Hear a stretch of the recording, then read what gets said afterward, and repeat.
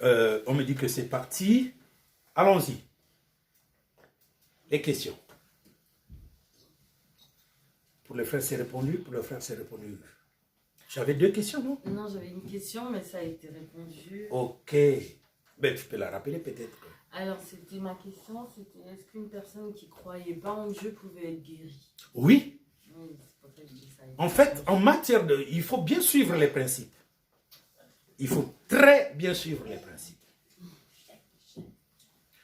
La femme dont nous sommes en train de parler, on ne nous dit pas qu'elle croyait en Dieu. N'est-ce pas? Mais elle a cherché la guérison, elle n'a pas trouvé. Elle a cherché une deuxième fois, elle n'a pas trouvé. Elle s'est tournée vers Dieu. Jésus. Elle a touché la personne. Jésus a dit, une force est sortie de moi. Jésus était encore en train de demander qui m'a touché. Elle pouvait se cacher. Et puis repartir avec sa guérison. Il a dit, Seigneur, c'est moi. Ah. Jésus lui a dit, va en paix. Ta foi t'a sauvé. Donc, du moment où c'est sorti de la bouche de Jésus qui dit, ta foi t'a sauvé, ça veut dire que tu viens de naître de nouveau. Parce que moi, Jésus, je témoigne que tu as la foi. Et quiconque a la foi a le salut. Parce que Jésus venait de dire que cette femme, quand elle aura un autre problème, elle cherchera une solution. Et elle résoudra son problème. Donc c'est ça le salut. La foi.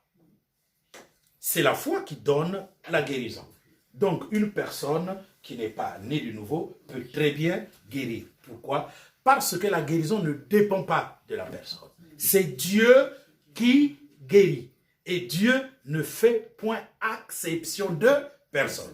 Dieu ne fait point exception de personne. Nous, les êtres humains, on peut... Non, non, non, toi ne viens pas dans mon église. Mais pas Dieu. Dieu ne fait pas de différence. Donc Dieu peut guérir tout le monde. Juste pour au terme que je comprenne bien, pour m'assurer que j'ai bien compris, en fait, le ciel, c'est ça.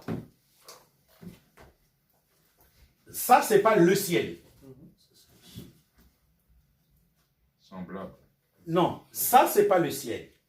Ça, c'est quoi? Un ouvrage de saphir. Ici, dans Exode 24, 10. Relis un peu Exode 24, 10. Exode 24, 10. Moïse monta avec Aaron, Nadab et Abihu et 70 anciens d'Israël. Ils virent le Dieu d'Israël. Sous ses pieds, c'était comme un ouvrage de saphir transparent. Bon, un ouvrage De saphir transparent. Donc, c'était quelque chose qui a la couleur de saphir. Transparent. D'accord. Comme le ciel lui-même dans sa pureté. Donc, c'est la couleur Il y a une comparaison entre la couleur de l'ouvrage l'ouvrage et le ciel. et la couleur du ciel quand il est... Maintenant, quand on va dans Ézéchiel 26, il dit au-dessus du ciel qui était sur leur tête. Donc, c'est cet ouvrage-là qui est Donc, appelé c'est ça, le ciel. Non, c'est pas le ciel comme le ciel. Non. C'est l'ouvrage. Donc c'est ça qui est appelé le ciel. Voilà, cet ouvrage-là est appelé le ciel. Mais ça ne veut pas dire que c'est ça le ciel. Parce que le ciel, en réalité, n'existe pas. N'est-ce pas? C'est quoi le ciel? C'est tout un univers qu'on appelle le ciel. Tu sors dehors, tu regardes dehors. Tu vois le ciel? Donc c'est illimité, ça n'existe pas. Mais cet ouvrage-là est appelé le ciel. Alors, est-ce le ciel? Non. Parce que ça, c'est un ouvrage de saphir. Qu'on appelle le ciel. Un ouvrage de saphir qu'on appelle le ciel. Mais le ciel n'est pas ça. Parce que, si c'est ça le ciel, mais alors on a vu comment les 4 chérubins. Parce que c'est des chérubins, ils ne sont pas aussi gros pour qu'ils soutiennent tout le ciel. Mais c'est cet objet sur lequel ces chérubins sont en train de porter.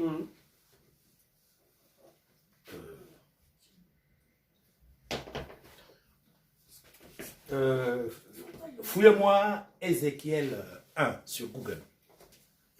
Ah, tu veux l'image là? L'image là. Vidéo. Ah oui, la vidéo de Ézéchiel 1 sur Google.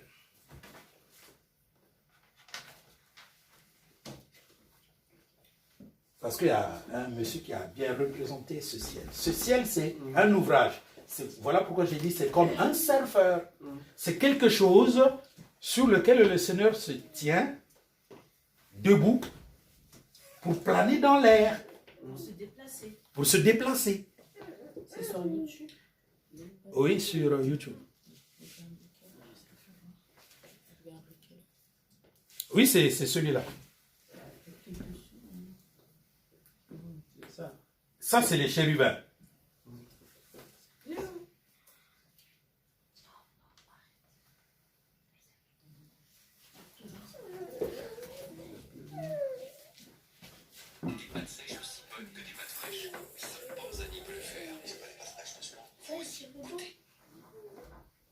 Vous allez aller sur YouTube. Voilà, ils sont en train de représenter. Ça, c'est Ézéchiel 1 qui sont en train de représenter.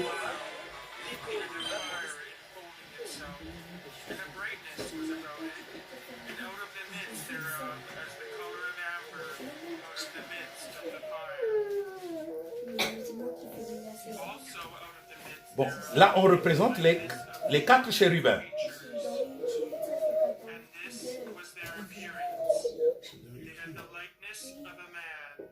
Le premier chérubin.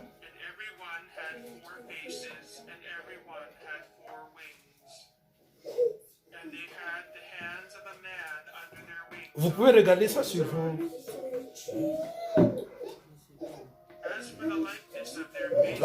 Le chérubin qui a la face d'un...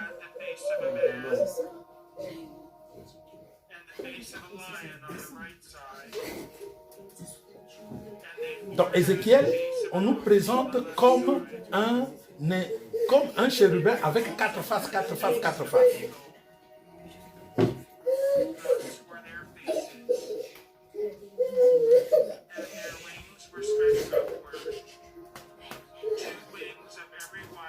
Tu vois maintenant, quand tu regardes de haut, c'est ça les 4 chérubins. Frère, faites quelque chose pour l'enfant.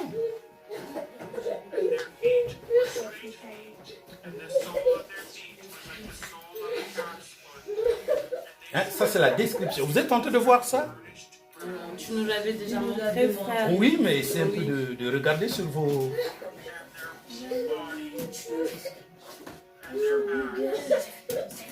Ils ont beaucoup d'yeux. Attends, on va arriver à la chose. As for the likeness of the living creatures, their appearance was like burning coals of fire, like the appearance of torches. And the living creatures ran and returned, as the appearance of Les éclairs sortent.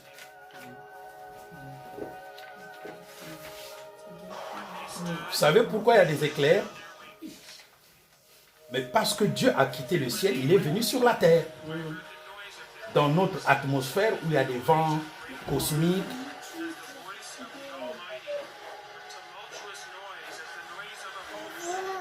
Non, Lorenza. Elle veut regarder elle aussi. Attends, tu vois. Attends. Même l'enfant veut regarder et les grands ne veulent pas regarder. C'est curieux.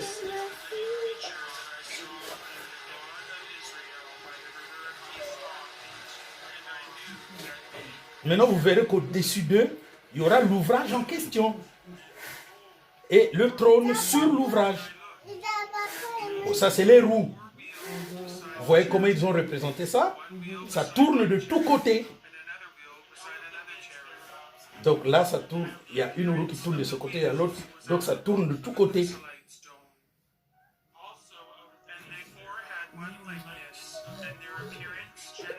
Tu vois, là, on vous présente la roue en question. Est-ce qu'un être humain peut nous faire une roue comme ça? L'esprit des roues était dans les yeux.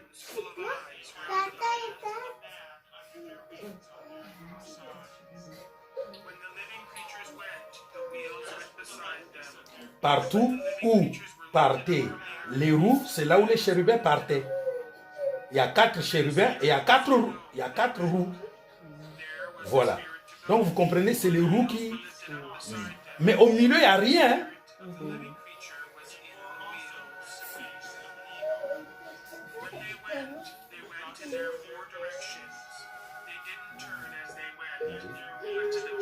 C'est vraiment... Moi, si j'ai la capacité de faire ça sur Internet, mais je vais faire de ces choses.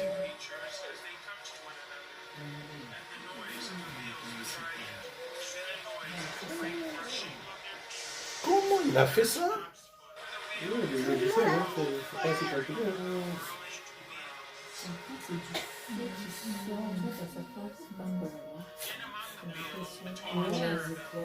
Les éclairs.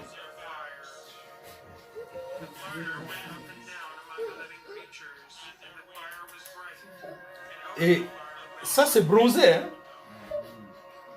Les chérubins? Mais les chérubins sont bronzés là. Le bronze, quand il brûle, tu vois la structure? Tu vois la structure au-dessus? Bon, maintenant tu le vois de loin. La structure bleue, elle est là. Voilà la structure. Au-dessus des... Donc ça se voit maintenant de loin. En bas, c'est toujours la couleur des saphirs, mais de loin, tu vois que c'est bleu. Bon, maintenant l'homme, il est là. Tu vois bien que c'est un homme qui est assis, mais tu ne peux pas distinguer le rein tout. C'est pourquoi il y a comme quelque chose au milieu. Et le monsieur, là, il n'a pas réussi. Il devait faire descendre ça un peu en bas, là où il y a les pieds.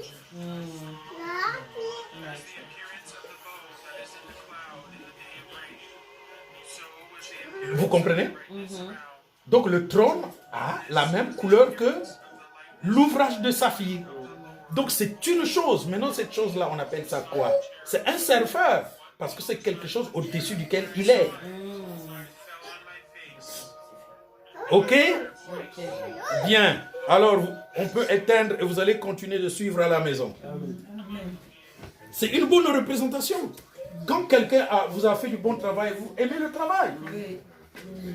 Il a bien représenté ça. Il a très bien représenté. Je lui donne 10 sur 10. Que là où il est, que ce monsieur-là soit béni. Bon, s'il est diamant, on ne peut rien faire, mais s'il est encore en vie, franchement, que le Seigneur le bénisse pour avoir représenté cette chose. Donc, la chose que vous avez vue là, maintenant, Venosa, elle peut prendre plusieurs formes. Là, elle est grande, mais le Seigneur peut faire qu'elle ait tout simplement un diamètre de 3 cm, ou de 10 cm, ou de 20 cm, ou de 100, ou de 1 km.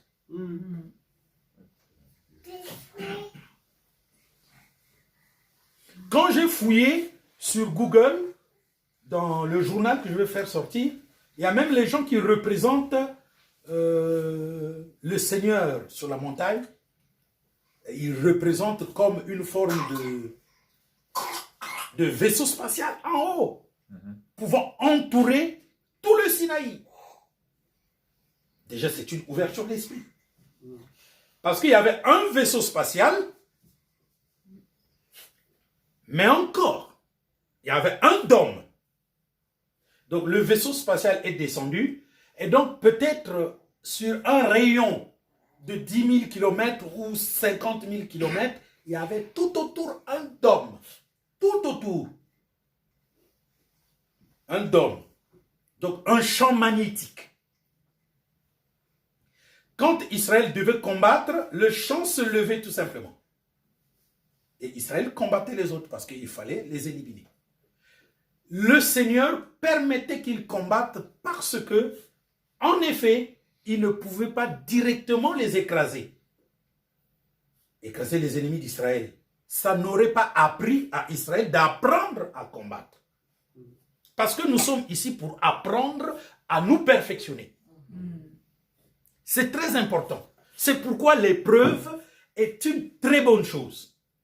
Ainsi, vous-même, vous avez compris que la maladie devient une bénédiction. Parce que quand tu es malade, le Seigneur te parle beaucoup. Il utilise ce moment-là pour te parler. Et donc, conscientisez-vous que la maladie est une bonne période. Bon, maintenant, il y a des maladies où tu es malade, mais tu es en train de travailler. Cela aussi doit te pousser à la réflexion. Pourquoi cette maladie-là est là en toi et qu'elle ne peut pas quitter? Il y a une leçon qu'il y a derrière. Tu la cherches maintenant en toi. C'est ça. Bien, une autre question. Oui. Moi, ma question, c'était par rapport à la guérison. Quand on est malade et on cherche la guérison, on veut, dans nos prières, on veut présenter à Dieu les bonnes choses qu'on a faites. Et bien, on se rend compte qu'on n'a rien fait. Dans ce cas, qu'est-ce qu'on peut faire? Le fait qu'on se rende compte qu'on n'a rien fait est une très bonne intelligence. Je vous encourage à comprendre qu'en fait, que tu cherches des bonnes choses que tu as faites, il n'y a rien. Parce que l'équivalent de ça, c'est de comprendre qu'il n'y a que Dieu qui fait des bonnes choses. Amen. Je ne vous dis pas de faire comme Ézéchiel. Parce que Ézéchiel, dans cette période-là, Ézéchias plutôt, dans cette période-là, représentait le Saint-Esprit. Le roi Ézéchias représentait le Saint-Esprit. Mais dans la Nouvelle Alliance, c'est qu'est-ce que fait le Saint-Esprit? Donc, quand tu as compris que tu n'as rien fait, eh bien, c'est ça qu'on appelle la repentance. Amen. Donc, tu comprends que tu n'es que vanité. Parce qu'il n'y a qu'un seul homme qui fasse le bien, c'est le Seigneur Jésus. Alors, en ce moment-là, tu lui dis, Seigneur, je n'ai rien fait de bon. Maintenant, la balle te revient. Si tu veux me guérir, tu me guériras. Tu ne veux pas me guérir, eh bien, tu ne me guériras pas. Je me laisse tout entier à toi. C'est la meilleure manière de se plonger en Jésus-Christ. C'est la meilleure manière de te plonger en toi. Parce que vous êtes en train de comprendre que la guérison ne dépend pas de ce que tu auras fait. Sinon tu le C'est Dieu qui guérit. Je ne cesse de le répéter. Dans les exemples qu'on prend, par exemple l'exemple d'Ézéchias, ce que je ne vous ai pas dit, c'est que Ézéchias, en disant à Dieu ce qu'il a fait comme bien, se repentait. Pour toi, ce n'est pas la recherche du bien que tu as fait. C'est une repentance tout simplement que tu dois éprouver. Sinon, quel est le bien qu'il a fait? Parce qu'il a détruit Nehushtan? Un roi qui comprend le ferait. Même moi, je le ferais. La preuve en est que je n'ai pas voulu continuer dans les faux enseignements. Mais c'est rien. Je n'ai pas voulu continuer dans les faux enseignements ne veut pas dire que je suis meilleur. Ça veut tout simplement dire que j'ai compris ce qui est écrit. Parce qu'on me dit, pour guérir, quand tu es en Christ, tu ne peux plus être malade. Je vois qu'un apôtre est malade. Je vois que Paul a prié pour lui et Paul ne l'a pas guéri. Ah! Ce Paul en qui sort une telle puissance n'a pas pu guérir. Donc ce qu'on m'a dit est de la vanité. Conséquemment, je ne vais pas suivre ces enseignements de vanité-là. Pire, ça nous conduit aujourd'hui à pour guérir, il faut boire le sang de Jésus. Oui, on doit guérir par le sang de Jésus. Mais la Bible dit qu'il faut guérir au nom de Jésus. Et c'est pour cela qu'on vous explique. C'est quoi le nom? Le nom en question, c'est la force qui sort de Jésus. Pour guérir la femme qui avait une perte de sang pendant 12 ans. Le nom, c'est le miracle. On a vu ça dans Jean chapitre 2, 22 à 25. Les gens croyaient au nom de Jésus par les miracles. Donc quand on dit au nom de Jésus, c'est le miracle. Donc moi je suis malade. Qu'est-ce que je dois faire? Je dois me repentir tout simplement. Parce que je suis le bois mort. Le bois sec. Donc je suis un être humain qui ne peut pas avoir la vie. Car la vie n'est que en Jésus-Christ. Voilà. Je n'ai pas besoin. Je regarde, je n'ai rien fait. C'est une très bonne chose. Bon examen. Parce que celui qui vous dira, moi j'ai fait de bonnes choses, il n'a rien compris. Quand l'homme reconnaît être nul devant Dieu, on appelle ça, il se rabaisse. Si tu te rabaisses consciemment, eh bien Dieu va te guérir. Parce que tu t'es rabaissé, celui qui se rabaisse sera. Donc, si tu te répands, Dieu te pardonnera. Mais le pardon de Dieu, c'est ce qu'on appelle la grâce. Celui qui avoue ses péchés et les délaisse obtient miséricorde. Mais la miséricorde, c'est ça, la grâce. La guérison est dans la grâce.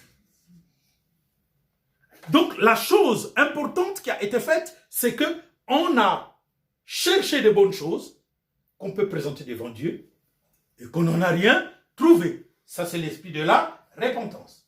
Parce qu'en fait, il n'y a rien de bien qu'on puisse faire. Tous ces livres-là expliquent beaucoup de choses que vous me posez comme question. Vous avez lu? Oui. Vous n'avez pas lu? Non, on n'a pas le temps, tout ça. C'est expliqué, mais Dieu s'en fout. Parce qu'au moins aujourd'hui, tu as compris que tu dois aller lire les livres. Dieu s'en fout. Parce qu'il a extirpé 17 € dans une renégate. Ça va être un bon témoignage qu'il y avait une sœur qui a posé la question. Le témoignage va aider les autres. Mais là, les choses sont pourtant bien expliquées là. Est-ce que vous êtes en train de comprendre? Moi, ce que je veux vous faire comprendre, c'est que ce que vous ne savez pas, c'est que ce que nous faisons là, dans le sein d'Abraham, c'est ce qu'on est en train de voir. Vous pensez qu'aujourd'hui, on est en train de voir l'église où il y a 2 millions de personnes en Corée du Sud qui croient à la Trinité? Ils ne peuvent pas voir ça parce que c'est du bois de l'enfer. C'est pourquoi ceux qui m'attaquent continuent de m'attaquer. Parce qu'ils ne maîtrisent pas où est la vérité. Dieu, dans chaque âge, a toujours envoyé la vérité au travers d'un seul homme. Adam, Noé, Moïse, Jérémie, Daniel. Et dans la Nouvelle Alliance, Paul, Irénée, Martin, Colomba, jusqu'à William Marron Branham. Et puis il y a eu une interruption apostolique et prophétique. Et il envoie le serviteur fidèle et prudent. Donc la seule chose qu'on est en train de lire comme dans une Bible, dans le sein d'Abraham, c'est ce qu'on est en train d'enseigner ici. Maintenant, s'il y a quelqu'un qui a pris ce que j'enseigne et que lui aussi, il le répercute quelque part, oui, là aussi on est en train de voir. Parce que ce qu'il est en train de dire provient d'ici. Directement, le Seigneur nous met dans ce qu'on appelle l'unité de l'esprit. Ce n'est pas parce qu'il n'y a pas beaucoup de personnes. Non. Ça ne compte pas pour le Seigneur. C'est la vérité. Parce que cette vérité qui est proclamée maintient notre univers en marche. Sinon, notre univers aurait déjà commencé à subir les châtiments. Amen. Les châtiments commencent à augmenter, même dans la papauté. Je vous le dis, c'est parce que vous n'avez pas lu Courrier d'un indigent africain au parlementaire international. J'ai dit au pape, monsieur le pape, tant que tu ne règles pas le problème de vœux de chasteté, vœux de célibataire et quoi, tu auras des problèmes dans ta papauté. Le pape a des problèmes aujourd'hui, il cherche maintenant à libérer les prêtres à se marier. Oui. C'est moi qui le lui ai dit. Regardez, c'est cette année qu'il l'a dit, mais moi c'est écrit dans Courrier d'un indigent africain aux parlementaires internationaux. Ça veut dire quoi? Qu'il y a un prophète qui est en train de parler aux faux prophètes. C'est simple. Si les gens veulent le lire, c'est bon. Ils ne veulent pas lire, on s'en fout. Parce que vous croyez que quand Jésus-Christ était sur la terre, les gens croyaient en lui? Non. Pourtant, c'est lui le Seigneur. La vérité. Amen. La vérité ne se reçoit jamais. Oui, ça dérange. Personne ne reçoit la vérité. Vous savez pourquoi? Parce que c'est ainsi. La lumière luit dans les ténèbres et les ténèbres ne peuvent point retenir la lumière. Que la lumière soit et la lumière fut. Et il y a séparation entre la lumière et les ténèbres.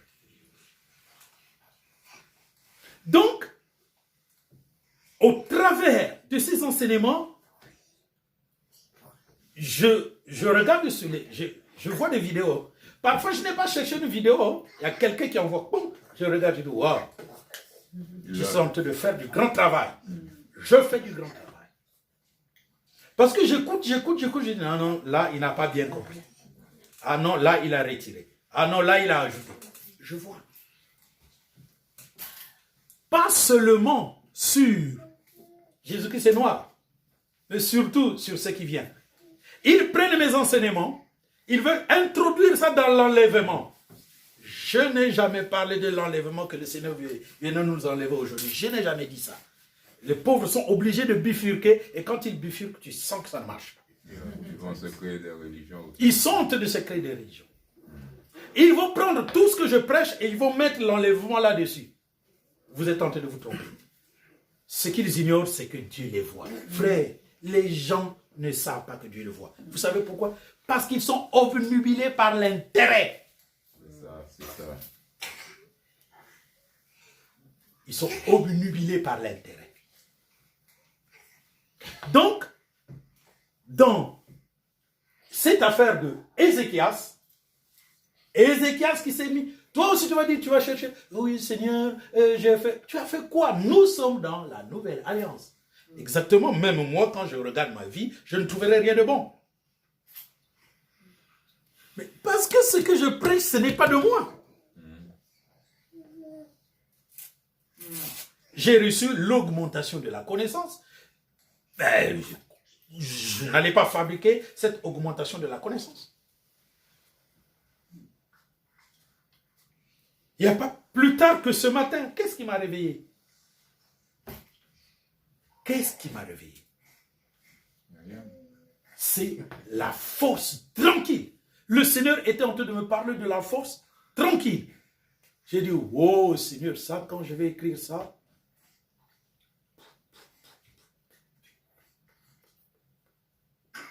la force tranquille.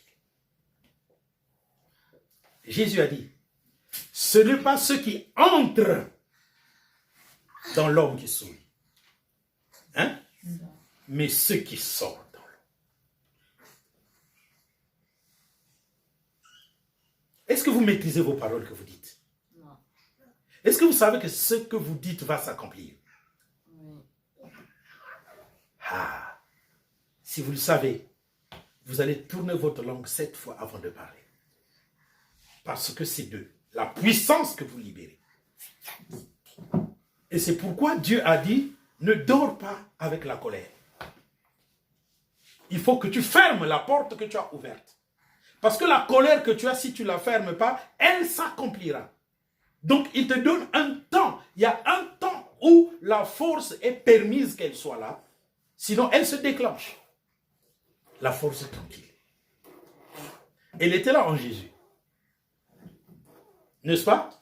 Mais pour qu'elle se déclenche, il fallait que quelqu'un aille la chercher. Pourtant, elle était là.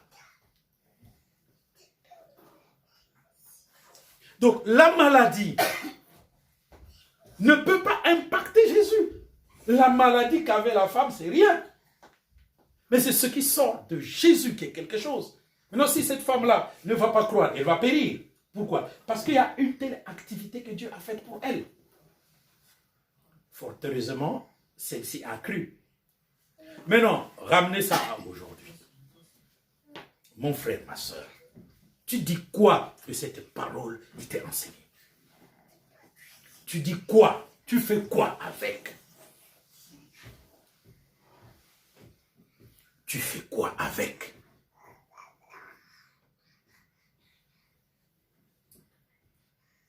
Tu demeures toujours là avec tes problèmes insolubles et tu trouves ça normal. Est-ce que tu crois ou que tu ne crois pas?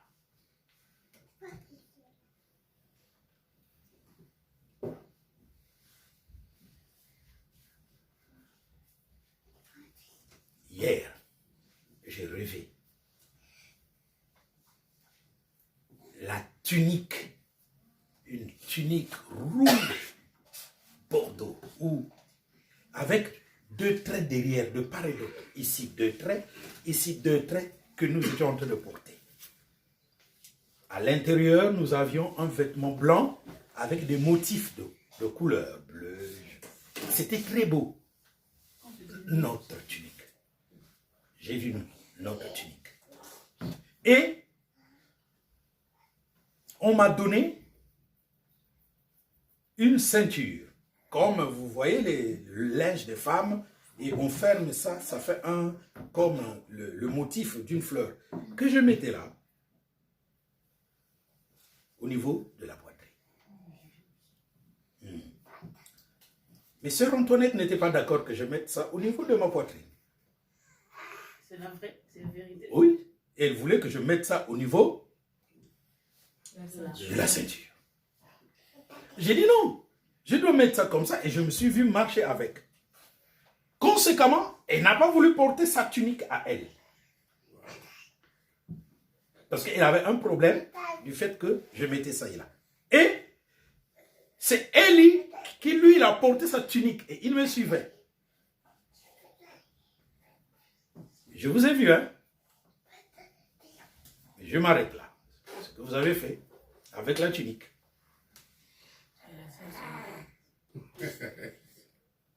Elle était là. Il a dit, il s'arrête là. Je m'arrête là. Sur ce que chacun de vous a fait avec la tunique. C'est une tunique. Je n'ai jamais vu un film de fiction où on peut coudre un vêtement comme ça.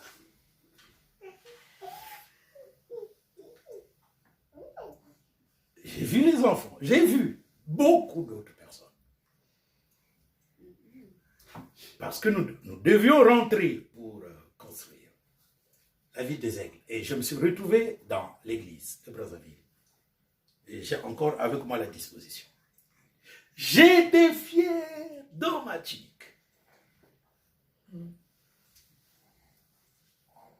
Mais je ne dis pas beaucoup. Le reste. Seulement faites attention. Grandissez. Nous ne sommes pas en train de passer notre temps. Prenez seulement les choses. Essayez un peu de regarder les choses telles qu'elles sont écrites dans la Bible. N'ajoutez rien, ne retranchez rien. Regardez le grand Seigneur Jésus-Christ de Nazareth en train de faire des miracles. Et beaucoup de personnes qui croient en lui à cause des miracles. Mais ils ne croient pas en eux. Le Seigneur Jésus-Christ de Nazareth ne croyait pas en eux. On dit, parce qu'il n'a pas besoin qu'on lui rende témoignage de quelqu'un. Car il connaît qui est chaque quelqu'un.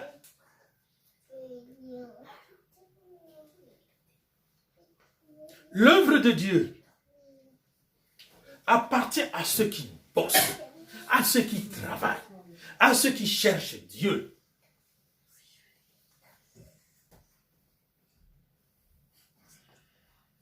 Depuis que j'ai vu cette vision, en 2 jours, j'ai écrit. En 2 jours.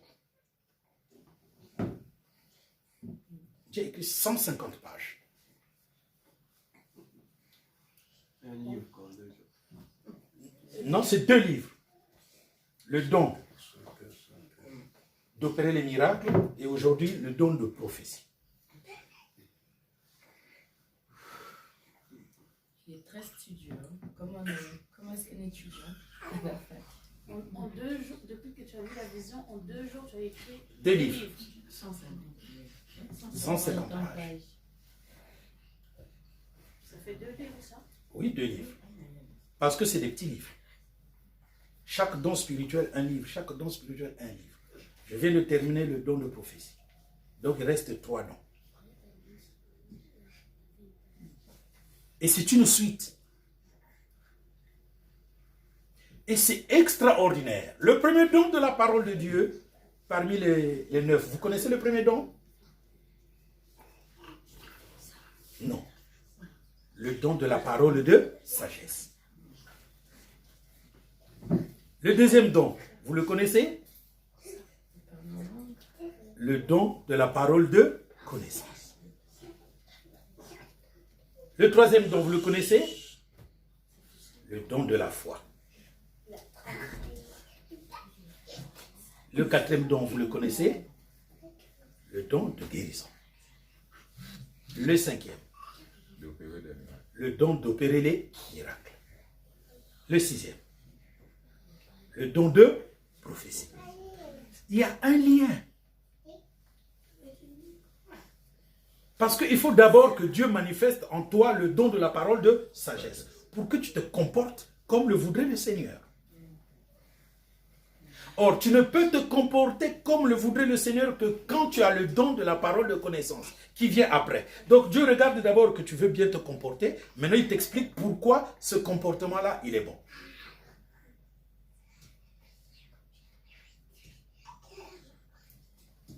Et quand il t'a expliqué pourquoi le comportement il est bon, il faut que tu croies à ce comportement, donc le don de la foi.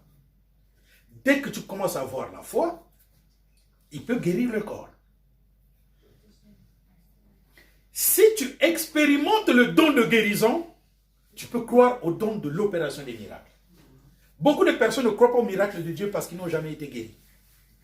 Car quand tu es guéri dans le corps, tu sais que la chose a été faite miraculeusement. Ce fait-là te confirme qu'un miracle est possible. Parce qu'un miracle, ça ne s'explique pas. Car dans ton don de guérison, tu n'as pas expliqué comment tu as été guéri. Le don d'opérer les miracles. Quand tu as expérimenté un miracle, alors tu peux expérimenter le don de la prophétie. Parce que tu peux affirmer que telle conduite, c'est Dieu qui t'a dit de la mener. Que telle connaissance, c'est Dieu qui te l'a donnée. Donc, tu repars au départ pour communiquer maintenant ce que Dieu dit. Mais, si tu n'as pas expérimenté la parole de sagesse, la parole de connaissance, la foi, le don de guérir, le don d'opérer le miracle, tu ne peux pas communiquer à quelqu'un une prophétie. Parce que communiquer à quelqu'un une prophétie, c'est la chose la plus difficile. Car c'est le don le plus important dans l'Église. Mais pour le recevoir, il est difficile parce qu'il est sujet à beaucoup de séduction. Beaucoup de séduction. Oh! Beaucoup de séduction. Ah oui, le don de prophétie, tu peux me voir avoir péché, après tu vas dire, oh, le Seigneur m'a dit, tu as fait telle chose. Ah, ok. Tu peux m'espionner en mettant les gens derrière moi et puis tu viens à l'église. Alléluia, amen, tel jour a fait ça. Il dit, ah, il m'a vu, le Seigneur est avec lui. Or, il y a des gens qui sont en train de m'espionner, que tu as mis en branle. Hein? Oh, c'est diabolique. Dès que c'est comme ça, c'est fini. Tu as blasphémé contre le Saint-Esprit. Donc, c'est terrible, frère. C'est merveilleux, ces choses-là. C'est merveilleux. Il nous faut aimer la parole de Dieu et il nous faut travailler. Que Dieu vous bénisse. Il y a une dernière question? Une question? Non. Bien. Que le Seigneur vous bénisse. Amen.